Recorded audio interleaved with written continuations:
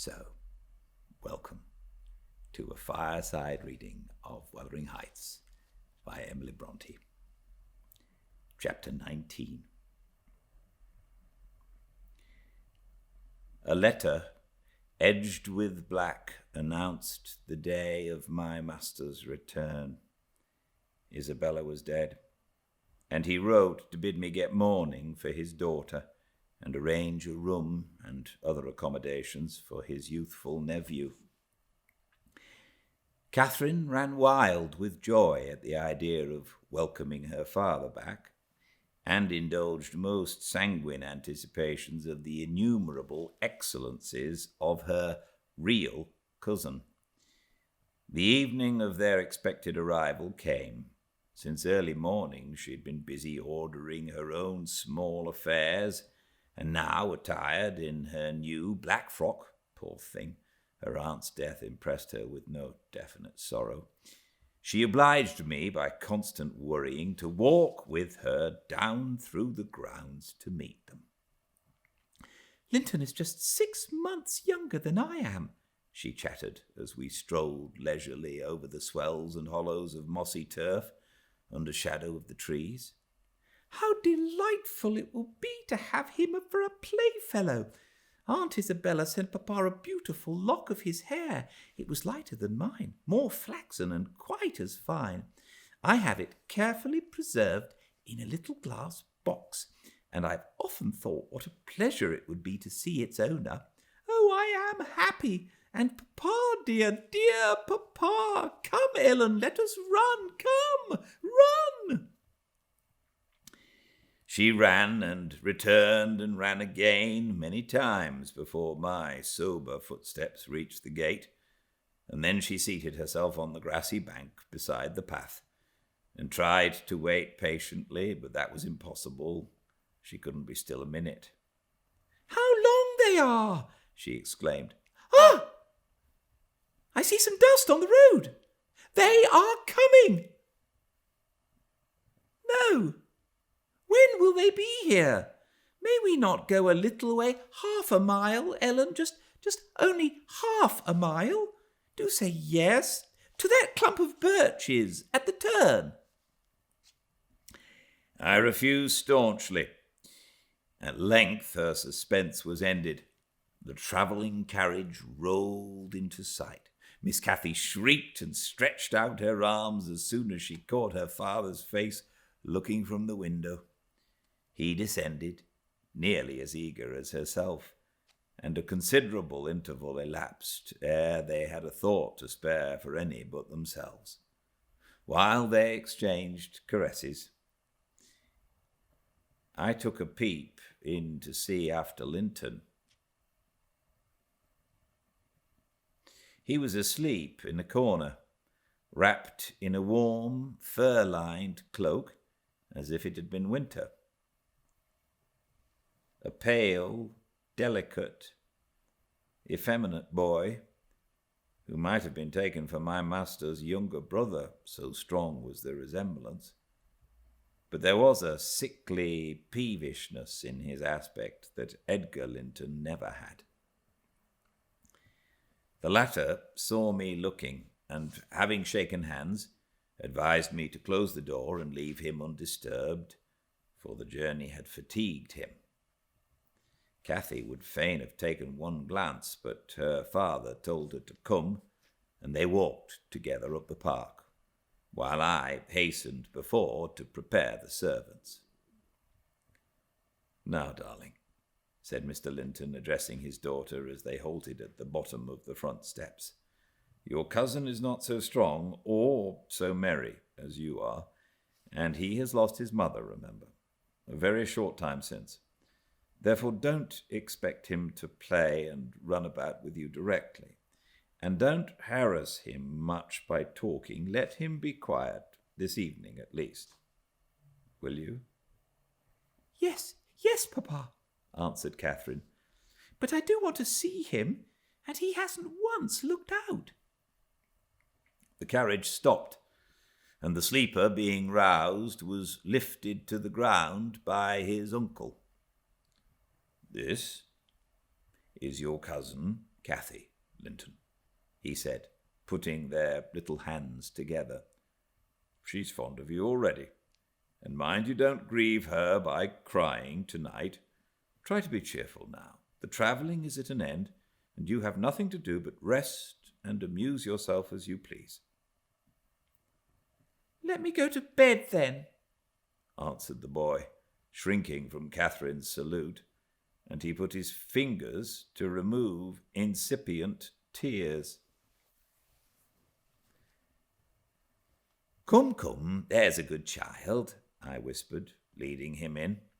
"You'll make her weep too. See how sorry she is for you."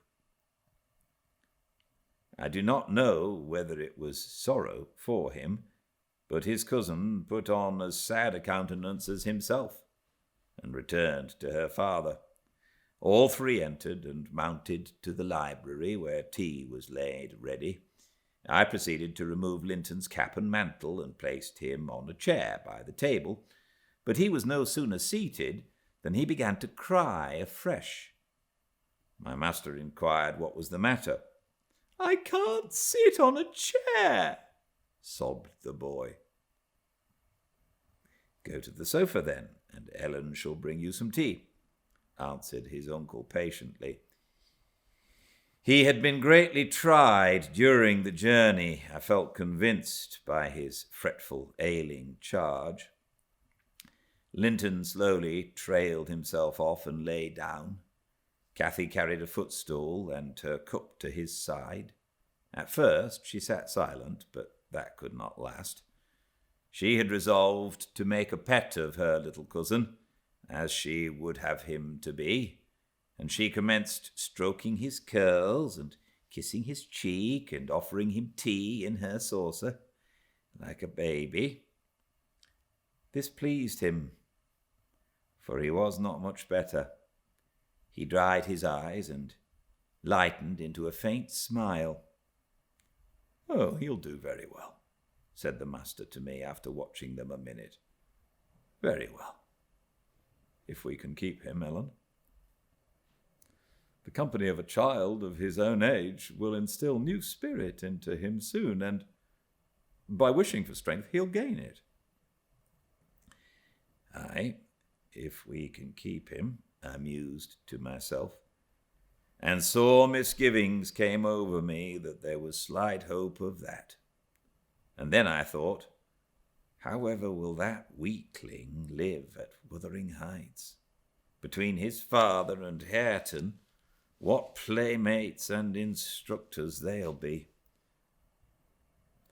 Our doubts were presently decided, even earlier than I expected. I had just taken the children upstairs after tea was finished, and seeing Linton asleep, he would not suffer me to leave him till that was the case. I had come down and was standing by the table in the hall, lighting a bedroom candle for Mr. Edgar, when a maid stepped out of the kitchen and informed me that Mr. Heathcliff's servant, Joseph, was at the door and wished to speak with the master. "I shall ask him what he wants first," I said in considerable trepidation. A very unlikely hour to be troubling people, and the instant they have returned from a long journey. I don't think the master can see him. Joseph had advanced through the kitchen as I uttered these words, and now presented himself in the hall. He was donned in his Sunday garments, with his most sanctimonious and sourest face, and holding his hat in one hand and his stick in the other, he proceeded to clean his shoes on the mat. "Good evening, Joseph," I said coldly. "What business brings you here tonight?" "It's Master Linton I must speak to," he answered, waving me disdainfully aside. "Mr. Linton is going to bed. Unless you have something particular to say, I'm sure he won't hear it now," I continued. "You had better sit down in there and entrust your message to me." "Which is his rum?" pursued the fellow, surveying the range of closed doors. I perceived he was bent on refusing my meditation, so very reluctantly I went up to the library and announced the unseasonable visitor, advising that he should be dismissed till next day. Mr. Linton had no time to empower me to do so, for Joseph mounted close at my heels and, pushing into the apartment, planted himself at the far side of the table, with his 2 fists clapped on the head of his stick, and began, in an elevated tone, as if anticipating opposition. "Heathcliff has sent me for his lad, and I won't go back 'bout him." Edgar Linton was silent a minute. An expression of exceeding sorrow overcast his features. He would have pitied the child on his own account, but recalling Isabella's hopes and fears, and anxious wishes for her son, and her commendations of him to his care, he grieved bitterly at the prospect of yielding him up, and searched in his heart how it might be avoided. No plan offered itself. The very exhibition of any desire to keep him would have rendered the claimant more peremptory. There was nothing left but to resign him. However, he was not going to rouse him from his sleep. "Tell Mr. Heathcliff," he answered calmly, "that his son shall come to Wuthering Heights tomorrow. He's in bed and too tired to go the distance now. You may also tell him that the mother of Linton desired him to remain under my guardianship, and at present his health is very precarious."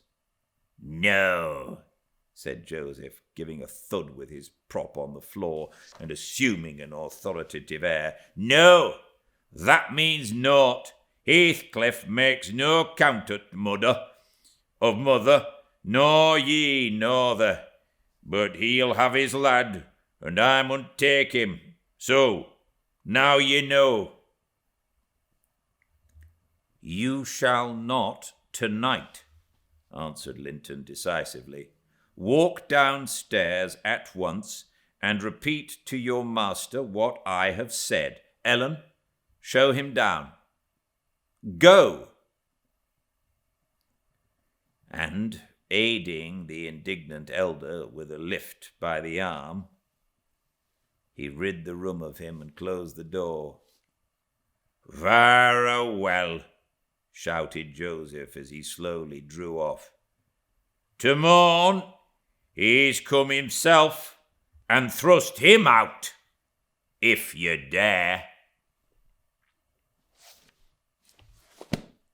It's a short chapter today, and I very much look forward to seeing you for a longer chapter tomorrow. But until then, please be very well. Good night.